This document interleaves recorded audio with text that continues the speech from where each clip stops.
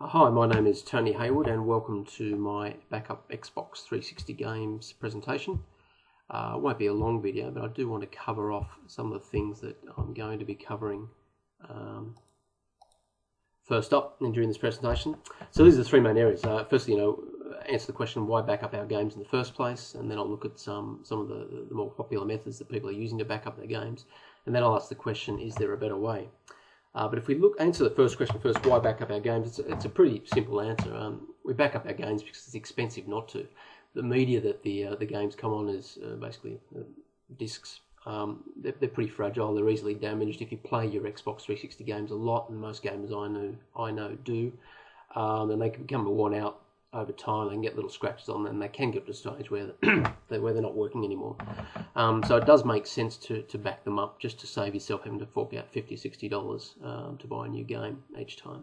I should stress at this stage that I'm actually talking about backing up our games. I'm not talking about copying games and then distributing them to other people, which is basically software piracy. So I want to stress that up front. It's not about piracy. It's about copying those games that we've already burnt and protecting our investment.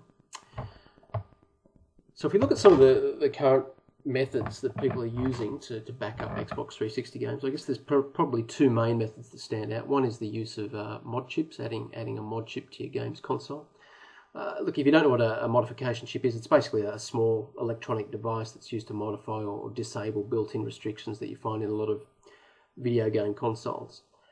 There is some technical expertise required when it comes to installing these chips. It does mean cracking open your Xbox 360 and then doing some soldering of circuitry.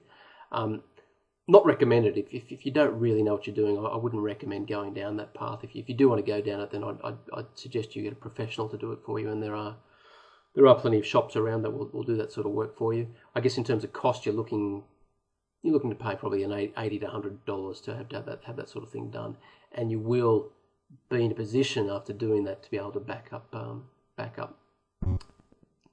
your games onto writable media. I guess the other popular way that you see around is to actually flash your Xbox 360 firmware. Flashing is it's basically modifying or upgrading the firmware, and with a combination of upgrading your firmware, using a DVD burner and a PC DVD-ROM drive, as well as some backup software. With a combination of all that, you can get to a stage where you can back up your discs. I guess there's a lot of gotchas in this approach. First one, not being the cost. If you don't have any of this gear already, a DVD burner is going to cost you about $40. It's probably going to cost you about $40 to buy the DVD dual layer discs, which is what you need. And then you also need a PC DVD. Let me start that again. A PC DVD-ROM drive. That's going to cost you about $50, probably about $40 for the burner, $2 each for each of the discs, so $40. Let's say you wanted to back up 20 games or so. So you could be getting up towards $120 to $150 even before we've done that. And then on top of that, it's actually quite a difficult process. You've got to open your PC, you've got to open the Xbox 360, you've got to connect them with an SATA cable, which is so once again we're running into issues where we might have to avoid our warranty here. Then on top of all that, you need to know how to configure your PC BIOS as well as your MS-DOS command prompt. So it's a fairly involved process, and I'd suggest if you don't really know what you're doing, or put that in, if you're not an experienced hacker or an experienced geek, for want of a better term, then that can be a pretty fraught process.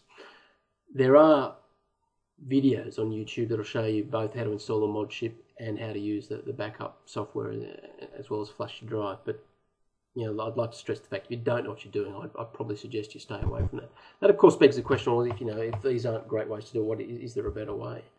And in my research, I guess there's two things I want to find out. One, is there a better way that doesn't require breaking open your Xbox 360 and/or your computer, that doesn't require the purchase of additional hardware?